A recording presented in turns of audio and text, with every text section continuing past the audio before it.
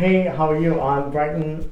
I'm a pharmacist and I work in the community and also in the hospital setting. Today we're going to talk about a topic that you guys probably would like to know. It's heartburn and indigestion. The medical term is dyspepsia. It comes from the medical term for heartburn is pyrosis, and pretty much it's a burning sensation. So you're having a burning sensation, and usually it's classified into two. So it's episodic and frequent heartburn. What I mean is that if you're somebody who just have a heartburn from eating you've just had carbonated drinks or food, or you're laying down and it's not consistent, it's called episodic. So something is aggravating it and it occurs. If it's more frequent, where you're having heartburn every day, or it's more a frequent heartburn. So that's what we mean by frequent heartburn. And frequent heartburn has another term which is called GERD. A GERD is gastroesophageal reflux disease. It's a disease. The reason it's a disease because not only it's frequent, it's causing a deliberate damage to the lining of your esophagus. And 40% of GERD patients actually end up developing erosion of their esophagus, and it actually leads into, after 10 years, it leads into cancer. So what is the risk? So what puts you at risk for heartburn and indigestion? Let's talk about heartburn first. There's four. One is your diet. The second one is your lifestyle. The other one is your medications, and there's some other factors too. When I talk about diet, it's if you're eating fatty food or carbonated drinks or beverages or a citrus like orange juice, or sometimes you like spicy food. Those aggravate the heartburn. That's what the most commonly we associate with. How about lifestyle? When we say lifestyle, we mean smoking, obesity. Those are the major ones. Tobacco use, alcohol, and the other one with medications. If you're somebody who take Advil, ibuprofen, over-the-counter medication, aspirins, those tend to cause heartburn. And another thing too, if you have other underlying conditions like peptic ulcer disease, PUD, or gastric motility, like the movement of your stomach, you have issues with that leads into heartburn too. So after we talked about that, let's talk about indigestion. So indigestion is just a discomfort. It's not related to food or anything. It's just when you eat food, you feel full, or you might even feel full already. You have early fullness. So you're having a discomfort. You're having an abdominal discomfort. So that's what we mean by indigestion. It's a pain and discomfort of the stomach.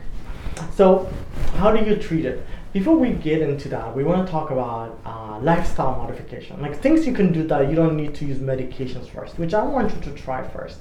For example, if you lay down a lot, when you sleep at night and you don't use a pillow, it's good to use a pillow, kind of raise the head up.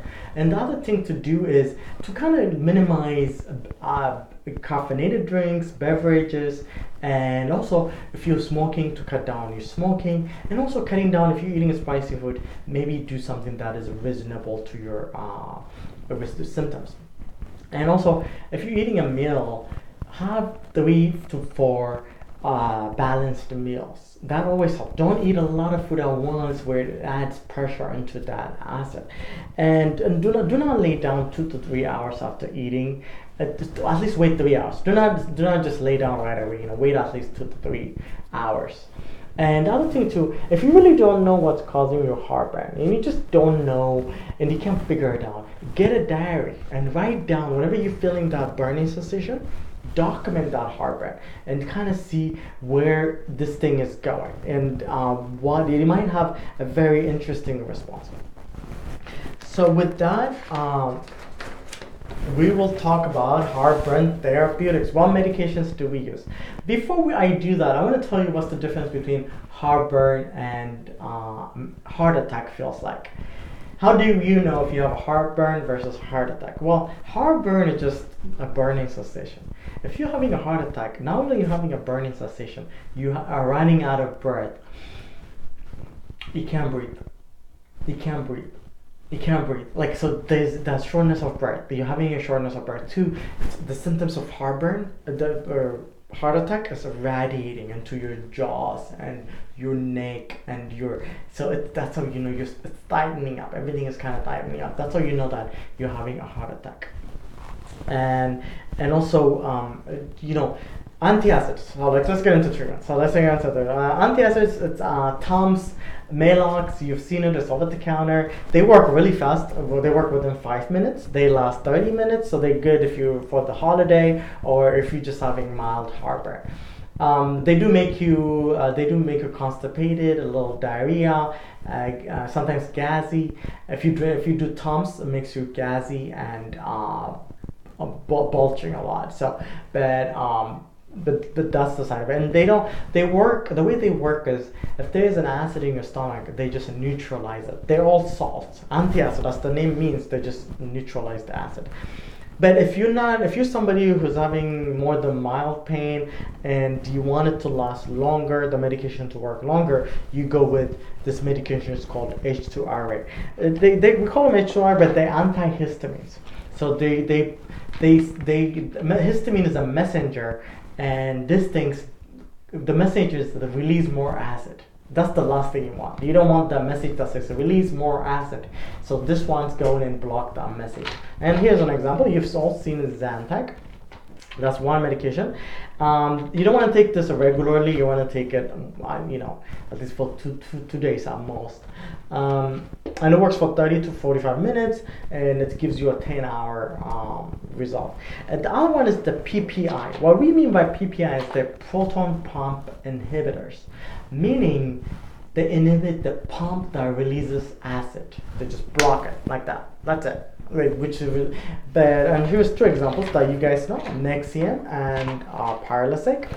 Nexium was the first one. There's not that much difference between the two, but the thing is, they would take them about 2 to 3 hours to work. So if you just taking a Nexium or a Prilosec, you just don't want to have and you want a result right away, you're not gonna get that with this. It's gonna take 2 hours, but it will last you the whole day. And then you can have it. This is the therapy for consistently using it. But the thing about it is that with Nexium, there's been side effects in general.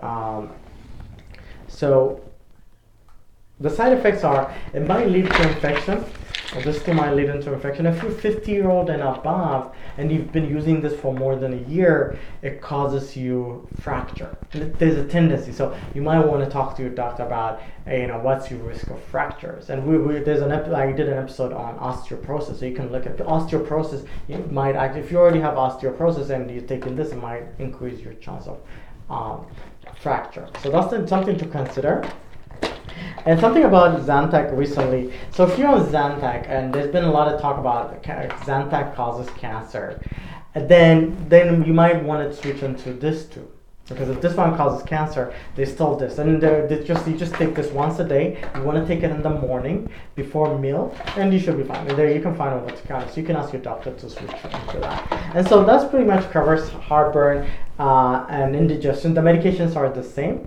And Pepto-Bismol is another medication. But Pepto-Bismol, it's like the song says, it prevents heartburn, indigestion, nausea, and diarrhea. The way it works is not different. It just it's like a paint. It coats the lining of the stomach. So it works different than that. So I hope this helps. Thank you so much for watching.